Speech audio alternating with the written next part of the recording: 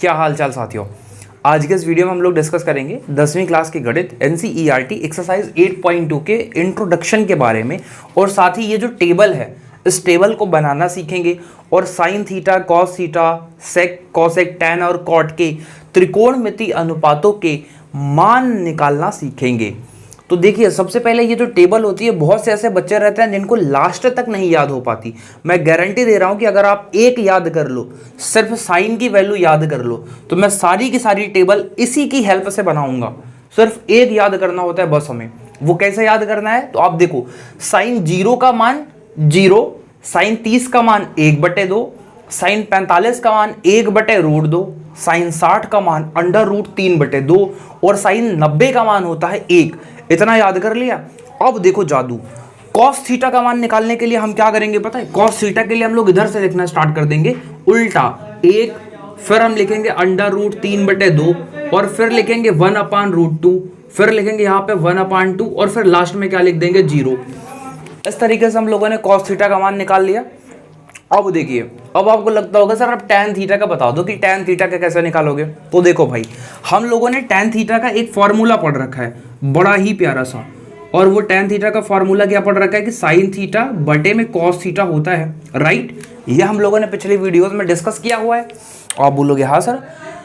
तो अब ध्यान से देखो, टैन थीटा का वैल्यू कब निकल के आएगा? जब हम साइन को कॉस से डिवाइड लगा देंगे। वही करते हैं यहाँ पे। देखो, हम मान लेते हैं कि इनके बीच में एक इमेजिनरी लाइन खींची हुई है जो दोनों को क्या कर रही होगी, डिवाइड कर रही होगी, ठीक है। तो अब देखिए, अगर हम 0 को 1 से डिवाइड लगाएंगे तो यहाँ पे क्या आ जाएगा 0।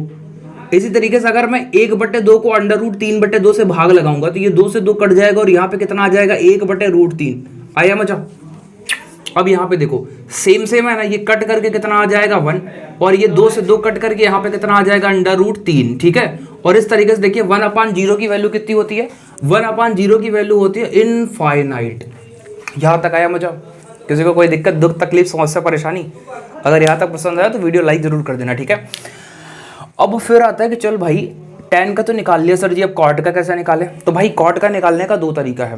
पहला तरीका क्या होता है कि आप उल्टा लिख दो। उल्टा ये अनंत को यहाँ पे लिखो, फिर आप लिखो 1√3, फिर ये लिखो 1 और फिर इस वाले को यहाँ लिखो 1/√3 और फिर इस वाले को यहाँ पे लिख दो 0। हो गया। दूसरा भी तरीका अपने पास था। दूसरा तरीका ये था कि हम लोगों ने कॉट थीटा की भी तो वैल्यू पढ़ रखी थी ना, 1/tan होता है भाई। सब बोलो बोलो बोलो बोलो बोलो बोलो। हमने पढ़ रखा था कि अगर अपन tan को पलट दे तो वो जो वैल्यू आती है वो किसकी आती है? कॉट थीटा की आती है। सही बात है। अगर हम इस tan को पलट देते, कैसे पलट देते सर? 0 लिखा हुआ है, तो जब कभी 0 लिखा हो तो हम 0 के बटे में 1 मान सकते हैं। तो 0 के बटे में 1 पलट देते तो 1/0 होता और 1/0 की वैल्यू क्या होती है? इनफाइनाइट। सही है। इस तरीके से यहाँ देखिए 1/√3 दिया हुआ है, अगर हम इसे पलट देते तो √3/1 होता और √3/1 का मतलब क्या होता? √3 होता और 1 को पलटने पे तो 1 ही आता। फिर √3/1 को अगर हम पलट देते तो 1/√3 होता। और इस तरीके से यहाँ देखिए इन्फिनिटी है, इन्फिनिटी अपान में हम 1 लिख सकते हैं। अगर हम इसे रिवर्स करते, पलट देते, रेसिप्रोकल करते इसका, तो 1/∞ होता और 1/अनंत की वैल्यू कितनी होती है? 0। आज से अभी से याद करके रख लो। तो फिलहाल हम लोगों ने ये रिवर्स में लिख दिया, ये ज़्यादा बेटर था अपने लिए, ठीक है। अब आता है सेक और कॉस। तो भैया सेक और कॉस के लिए याद करो, कॉस का उल्टा करने पर क्या आता था? सेक आता था मेरे भाई। याद कर लो, आप याद कर लो। कॉस को जब हम लोग उल्टा कर देते तो क्या आता था? सेक आता था। शुरुआत करें उल्टा करने की। देखो 1 को उल्टा करेंगे तो 1 ही होगा, इसे पलट देंगे तो ये क्या हो जाएगा? 2/√3 हो जाएगा। इसे पलट देंगे तो ये हो जाएगा √2, इसे पलट देंगे तो ये हो जाएगा 2 और 0/1 को पलट देंगे तो 1/0 और 1/0 की वैल्यू क्या होती है? इनफाइनाइट। अब कॉसेक निकालने के लिए क्या करेंगे? चुपचाप ये वाला यहाँ लिख दो, इनफाइनाइट 2√2 और यहाँ पे आ जाएगा 2/√3 और यहाँ पे कितना आ जाएगा 1। तो इस तरीके से ये टेबल बन के हो गई कंप्लीट। हुआ? तो देखो यहां तक आपको याद हो गया होगा, पर इसके आगे भी हम लोग करने वाले हैं। अब क्या करेंगे? असल में हम चेक करने वाले हैं कि ये साइन थीटा बराबर 0 आता कैसे है। साइन 45 का मान 1/√2 होता क्यों है? इसके लिए एक एक करके हम लोग सबसे पहले 45 वाला निकालेंगे, फिर 30 और 60 का, फिर 90 और 0 का।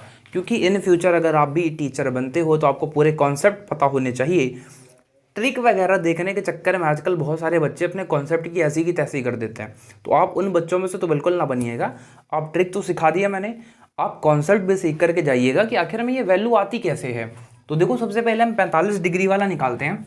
उसके लिए सबसे पहले हम क्या बना लेंगे, तो त्रिभुज बना लेंगे। ठीक है, ये त्रिभुज मैंने बना लिया, और ये जो ट्रायंगल है, ये जो त्रिभुज है, इसमें ये वाला कोण कितना होता है 90। हम मान लेते हैं कि ये वाला कोण कितना है 45, तो फिर ये वाला कोण भी कितना होगा 45 ही होगा। अब इस त्रिभुज का नाम दे दो ए, बी और सी। ठीक है, अगर कोण बराबर है तो इनके सामने की जो भुजा होगी वो भी क्या होगी, बराबर होगी। इतनी बातें तो हमने 9th क्लास में पढ़ रखी है कि अगर कोण बराबर होते हैं तो उनके सामने की जो भुजाएं होती हैं वो भी आपस में क्या होती हैं, बराबर।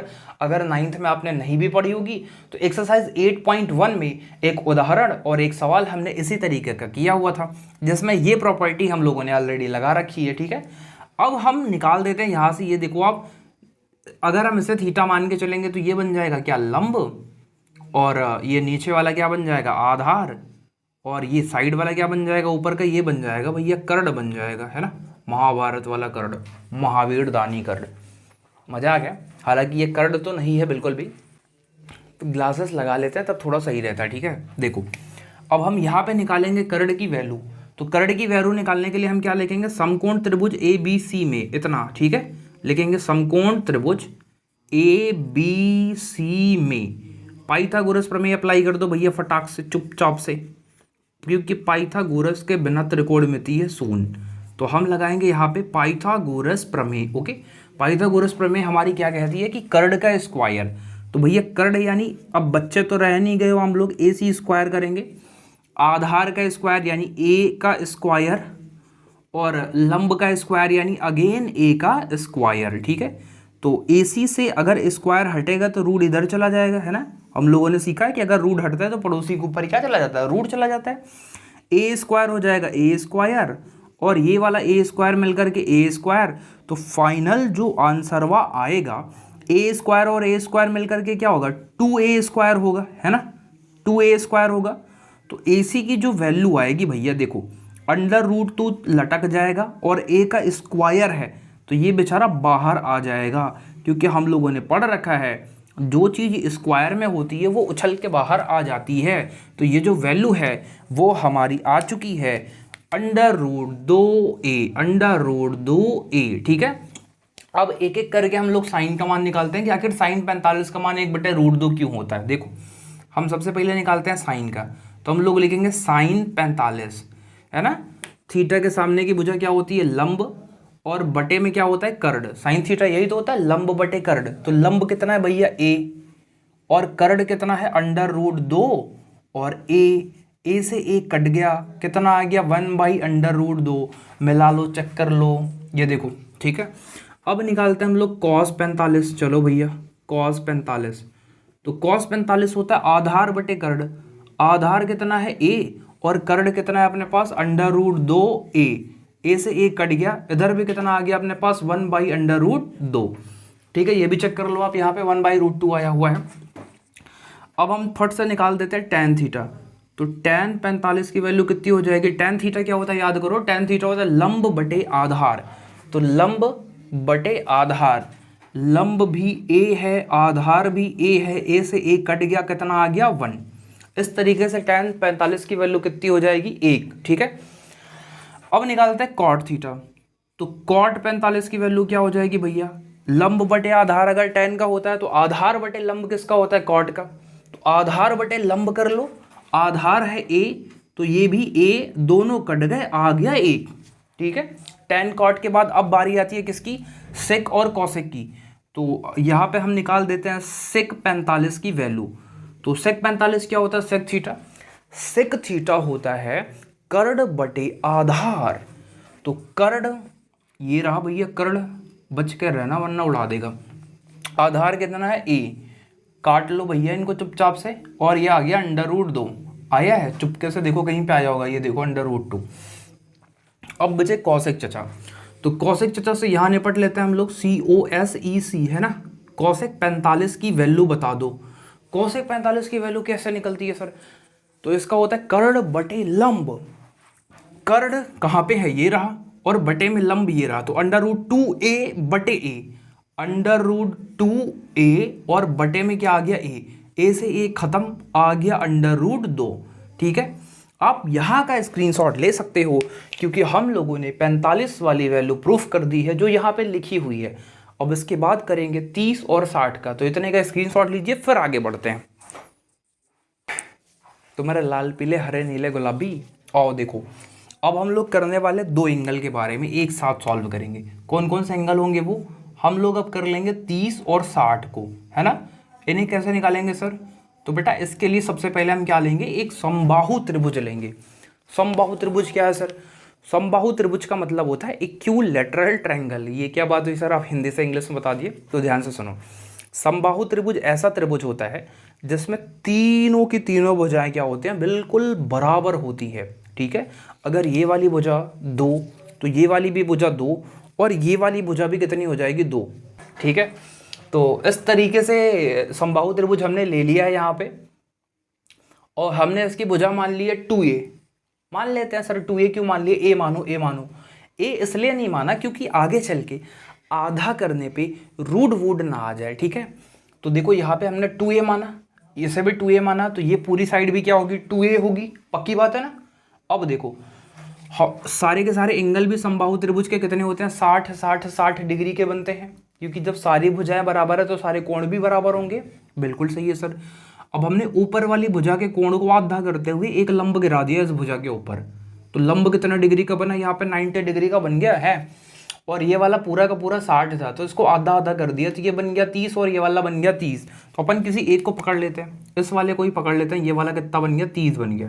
ठीक है सर जी, तो आप यहाँ देखोगे तो आपको दो दो त्रिभुज नजर आएंगे, एक ये वाला और एक वाला, दोनों के दोनों सेम है। तो एक काम करते हैं, एक को हटा देते हैं आपके समझने के लिए और एक को रहने देते हैं ताकि आप बेहतरीन तरीके से समझ पाओ। मैं इस वाले को हटा रहा हूँ थोड़ी देर के लिए, थोड़ी देर के लिए क्या, आप अगर चाहिए तो आप इतने का स्क्रीनशॉट रिवर्स करके ले सकते हो। ठीक है, तो ये रहा, ये पूरा हटा दिया मैंने त्रिभुज, ऐसा कुछ स्ट्रक्चर बचेगा। अब ध्यान से देखो, इस वाले त्रिभुज में हम लोग अप्लाई करते हैं क्या, समकोण त्रिभुज ABC में क्या लिखेंगे हम लोग, समकोण त्रिभुज, समकोण त्रिभुज ABC में वही थियरम अप्लाई करो, कौन सी, पाइथागोरस प्रमेय अप्लाई करो। इससे क्या होगा सर, होगा बेटा होगा, पाइथागोरस प्रमेय क्या होगा, अरे सब्र तो करो।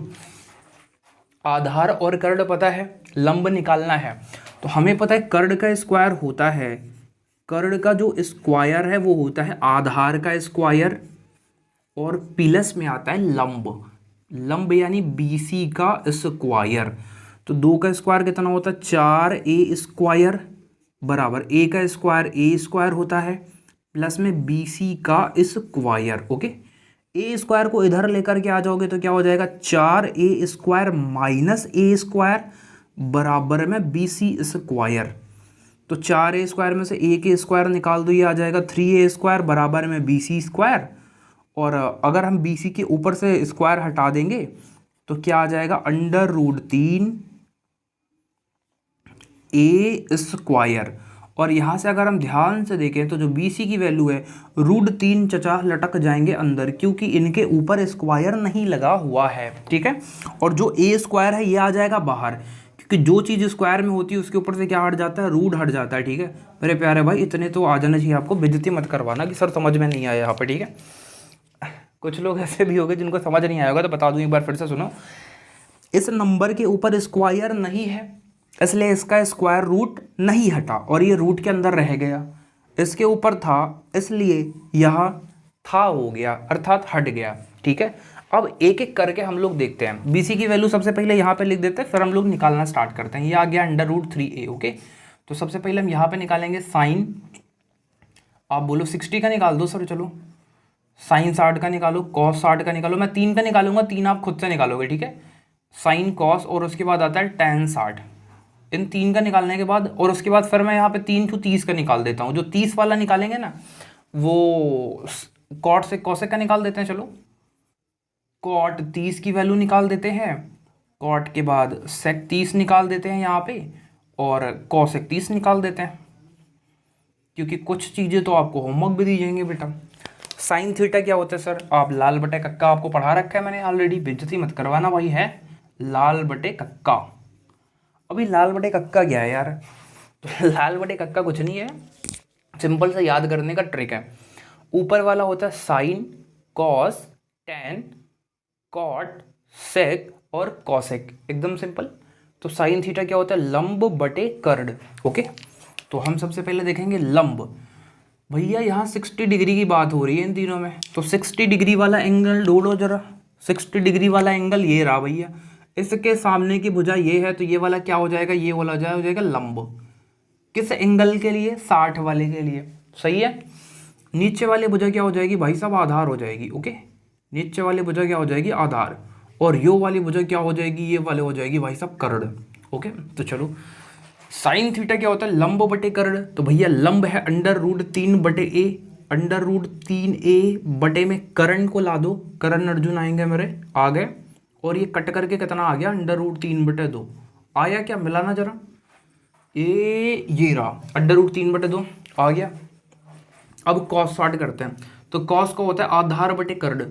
तो भैया आधार कितना? a, आधार है a, और कर्ण भैया कितने हैं? कर्ण भैया है 2a। तो a से a खत्म हो गया, 1/2 आया क्या? चेक करो, वो देखो उस वाली लाइन में ही आपकी नजरें टिकी होनी चाहिए। tan का क्या होता है? लंब बटे आधार। तो लंब कितना है भाई साहब? √3 है, √3a, और आधार कितना दे रखा है? a, और ये हो गया खत्म, कितना आ गया? √3 आया क्या? tan 60 की वैल्यू 1/√3, ये देखो आ गई। ठीक है, इसी तरीके से आप कॉट का, सेक का और कॉसेक का खुद से निकालिएगा। कैसे निकालोगे? कॉट थीटा होता है आधार बटे लंब, तो आधार ये रहा a बटे लंब यानी √3a, तो आंसर आएगा 1/√3, जो कि यहाँ पे ऑलरेडी लिखा हुआ है। ये तीनों के आंसर आप खुद से करके बताइएगा, ठीक है। अब 30 वाले का निकाल के चेक कर लेते हैं कि 30 वाले का कैसा निकलेगा सर जी। देखो, तो 30 का निकालने के लिए क्या करेंगे? कुछ नहीं करेंगे, वही तरीका है भैया। कॉट थीटा क्या होता है? आधार बटे लंब होता है। सेक थीटा क्या होता है? कर्ण बटे आधार होता है। और कॉसेक क्या होता है? कर्ण बटे लंब होता है। पर सर जी यहाँ पे कोड कौन सी बात हो रही है? देखो जरा, 30 की बात हो रही है। तो जब 30 की बात हो रही है, मेरा रेड वाला मार्कर किधर गया यार भाई साहब? मेरा रेड वाला मार्कर ये रहा, ठीक है। तो जब 30 वाले एंगल की बात हो रही हो, तो 30 वाले एंगल के लिए ना ये चेंज हो जाएंगे भाई साहब। क्या चेंज हो जाएंगे? ये देखो, 30 वाले एंगल के लिए ये वाली भुजा काम करने लगेगी आधार की। क्यों? क्योंकि 30 के सामने की भुजा जो है अब ये बन गई है लंब, ठीक है। और ये वाली भुजा क्या बन जाएगी? आधार बन जाएगी। और कर्ण भाई साहब तो वही रहते हैं, वो चेंज ना होते, है ना। वैसे भी महाभारत के अंदर भी जो कर्ण थे उन्होंने अपने युद्ध का पक्ष चेंज नहीं किया था। पांडवों ने और श्री कृष्ण जी ने उनको तरह तरह के लालच और ऑफर दिए थे, लेकिन फिर भी उन्होंने अपनी मित्रता का धर्म निभाते हुए चेंज ना किया था। मतलब नेताओं वाले लक्षण तो उनके अंदर बिल्कुल ना थे। और आजकल दुनिया वैसे भी टोपीवाज हो गई है, थोड़ा सा मौका मिलता है तो चेंज कर लेती है। चलो फिलहाल ज्ञान की बातें हो गई, इधर आते हैं कॉट पे। कॉट थीटा क्या होता है? आधार बटे लंब होता है भाई। तो आधार कितना है? √3 दिया हुआ सर जी ने, बोलो हाँ। और आधार बटे लंब, लंब का मतलब होता है a, और a से 1 कट जाएगा मेरे प्यारे बच्चा पार्टी, तो कितना आ जाएगा? √3 आ जाएगा। और चेक कर लो आप, कॉट 30 की वैल्यू √3 आई है क्या? कॉट 30 √3, मजा आया। अब सेक थीटा देखो, कर्ण बटे में आधार होता है, तो कर्ण भाई साहब किधर रहे? ये रहे 2a, और बटे में आधार आता है। बट आधार कितना दे रखा है अपने पास? आधार दे रखा है √3 है। ओके, तो a से 1 खत्म हो गया, ये कितना आ गया? 2/√3 आया क्या? ये देखो चेक करो, इधर आया हुआ है। कॉसेक क्या होता है? कॉसेक होता है कर्ण बटे लंब, तो कर्ण कितना दिया हुआ है? 2a, और लंब कितना दिया हुआ है? अगर ध्यान से देखोगे तो आपको दिख जाएगा a दिया हुआ है, और a से 1 कट गया तो कितना आ गया अपने पास? 2। तो इस तरीके से हमने 30, 60 और 45 की वैल्यू निकाल ली। अब बचते हैं 90 और 0 के, वो भी कर लेते हैं। उसके पहले आप इसका स्क्रीनशॉट लीजिए, फिर हम लोग आगे बढ़ जाते हैं। 3 दोनों के मैंने होमवर्क दे रखे, आप उनके वैल्यूज़ घर पे निकालिएगा ताकि आप अच्छे बच्चे बन सको। तो आज जो मेरे गुलाब जामुन, अब चेक कर लेते हैं हम लोग 0 की वैल्यू कैसे निकालेंगे।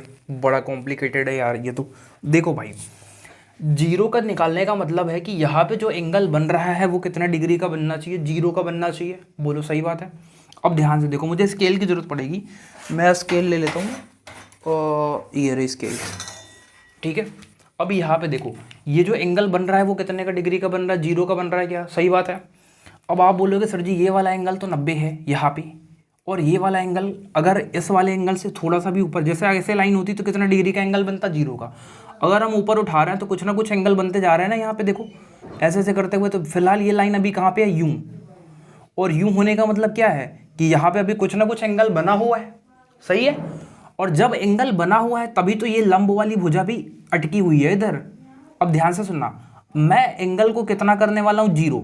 तो चलो साथ में मिलकर 0 करते हैं। 0 करने का मतलब हम ऊपर की साइड ले जाएंगे कि नीचे की साइड लेके आएंगे। तो आप बोलोगे सर नीचे की साइड लेके आओगे, तो नीचे की साइड लेके आते हैं। चलो नीचे की साइड लेके आ रहे लेके आ रहे लेके आ रहे लेके आ रहे लेके आ रहे भैया, लेके आ रहे लेके आ रहे। तो अब ध्यान से देखो, जैसे जैसे ये एंगल घटता जा रहा है, आप इसे मत देखना, ये वाली लाइन दिन प्रतिदिन छोटी होती जाएगी। दिन प्रतिदिन क्या, सालों में सवाल लगाने हैं क्या, तुरंत के तुरंत छोटी होती जाएगी। और ये छोटी होते होते होते होते होते जैसे ही एंगलवा 0 होगा, वैसे ही ये पूरी की पूरी लाइन खत्म होकर के कहाँ आ जाएगी, यहाँ पे आ जाएगी। बोलो सही बात है क्या। देखो अगर हम इस एंगल को कम करते जाएं, अगर हम इस एंगल को कम करते जाएं, कम करते जाएं, कम करते जाएं, तो एक स्थिति ऐसी आएगी कि ये वाली लाइन और ये वाली लाइन एक दूसरे पर स्थिर हो जाएगी, मतलब यहाँ पे और यहाँ पे आ जाएगी, है ना। अपन क्या बोल सकते हैं उस कंडीशन में, हम बोल सकते हैं कि ये जो कर्ड है ना, ये कर्ड अल्टीमेट किसके बराबर हो जाएगी, दबता दबता दबता दबता नीचे आ जाएगा, आधार के बराबर हो जाएगा, सही है। फिर लंब कहाँ गया सर, तो लंब तो यार खत्म ही हो गया ना, लंब कहाँ बचा, लंब तो पूरा चिपक सा गया, इसको दबा दिया गया अपन ने, चढ़ लिया इसके ऊपर, ये कितना हो गया, 0 हो गया। तो लंब तो हो जाएगा 0, और कर्ड और आधार आपस में क्या हो जाएंगे, बराबर। कब, जब 0 डिग्री का एंगल बनेगा तब। तो भैया सीधा सीधा लगा दो इसमें अंदर, साइन थीटा क्या होता है, लंब बटे कर्ड। तो ये रहा लंब और ये रहा कर्ड, लगाओ फटाक से। तो ये होता है 0 लंब बटे में कर्ड, और 0 बटे 1 की वैल्यू कितनी होती है, 0 आया हुआ है मेरे प्यारे भाई, है ना। देखो इधर देखो ध्यान से, आधार बटे कर्ड होता है, तो आधार 1 है और कर्ड भी 1 है, तो दोनों कटने के बाद कितना आ जाएगा, 1 आ जाएगा, सही है। tan थीटा क्या होता है, तो बोलोगे लंब बटे आधार। तो लंब कितना है, 0, और आधार कितना है, 1, और 0 बटे 1 कितना होता है भैया, 0, चेक कर लो। कॉट थीटा क्या होता है, कॉट थीटा होता है क्या, आधार बटे लंब, पलट दो, आधार बटे लंब यानी 1 बटे 0, 1 बटे 0 की वैल्यू होती है इनफाइनाइट। सेक थीटा क्या होता है, सेक थीटा होता है कर्ड बटे आधार, तो कर्ड बटे आधार की वैल्यू कितनी हो जाएगी, 1 बटे 1 होगी, बराबर में 1 आएगी। और कौशिक थीटा क्या होता है, कौशिक थीटा होता है कर्ड बटे लंब, तो कर्ण को लेके आ जाओ लंब के पास में, तो 1 के बटे में कितना आ जाएगा, कर्ड के बटे में लंब यानी 0, और 1 बटे 0 की वैल्यू अपन कितना रखी है, इनफाइनाइट। ये हमने 0 का निकाल दिया, ठीक है। अब इसी तरीके से हम लोग 90 का भी निकाल देते हैं, यहीं पे 90 के लिए भी मैं यहाँ पे एक अलग सा कुछ बना देता हूँ, एक चित्र टाइप का बना देता हूँ। चलो ध्यान से देखो, ये एक एंगल क्रिएट कर दिया, क्योंकि 0 और 90 के मान बिल्कुल सेम होते हैं, ध्यान से सुनो। अब मुझे ये वाला एंगल 90 बनाना है, कितना बनाना है, 90। कैसे बनाएंगे, कैसे बनाएंगे भाई, अगर अपन नीचे गिराएंगे, इसको नीचे गिराएंगे तो कितना बनता है, 0 बनता है, ऊपर देख लिया। अब 90 बनाने के लिए हमें क्या करना पड़ेगा, इस वाले एंगल को इधर की ओर दबाना पड़ेगा, क्यों, क्योंकि यहाँ पे कितने डिग्री का एंगल बना हुआ है, 90 बना हुआ है ना।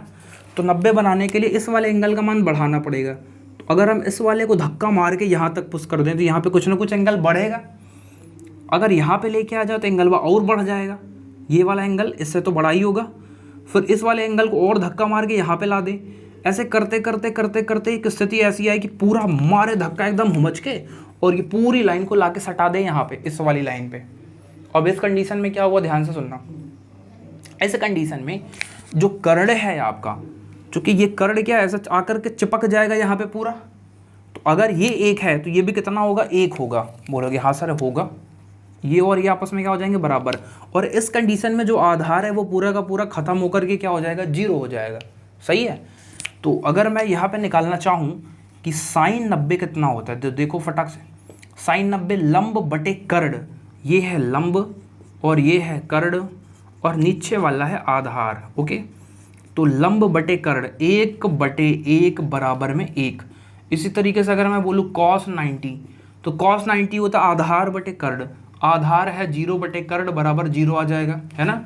और इसी तरीके से मैं बोलूँ कि अगर tan 90 निकाल लो, तो tan क्या होता है, लंब बटे आधार, तो लंब है 1, आधार है 0, बराबर में कितना आ जाएगा, इनफाइनाइट। अब बारी आती है कॉट की, तो कॉट 90 निकाल लो और चेक करते रहना आप वहाँ से। कॉट 90 क्या होता है, आधार बटे लंब, है ना। तो आधार बटे लंब, आधार बटे लंब तो 0/1 बराबर आ जाएगा 0। तो चेक करो cot 90 0 आ रहा है क्या, तो आप चेक करो cot 90 कितना आ रहा है, 0 आ रहा है ना। फिर cot के बाद बारी आती है किसकी, sec 0 की, ओके, यानी sec 90 की। तो sec थीटा निकालने के लिए दो तरीके हैं अपने पास, cos को ही पलट दें, अगर 0 आया है तो 0/1 हो जाएगा। फिलहाल यहाँ से देखते हैं cos क्या होता है, उस sec थीटा क्या होता है, sec होता है कर्ण बटे आधार। तो कर्ण है 1 और आधार है 0, इसका मतलब हो जाएगा इनफाइनाइट। आया है क्या वहाँ पे। अब अगला आता है कॉसेक, तो कॉसेक 90 निकालो भैया, कॉसेक 90 डिग्री। तो कॉसेक 90 डिग्री के लिए क्या हो जाएगा, तो कॉसेक 90 क्या होता है, कर्ण बटे लंब, कर्ण बटे लंब 1/1 बराबर 1 आएगा। चेक कर लेना भैया, चेक कर लो, 1 आया है क्या। तो आई होप इस वीडियो में आपने ये पूरी की पूरी ट्रिग्नोमेट्री टेबल अच्छे से याद कर ली होगी, और साथ के साथ आपने ये क्लियर कर लिया होगा कि ये जो वैल्यूज़ आती हैं कहाँ से आती हैं, कैसे आती हैं, ठीक है।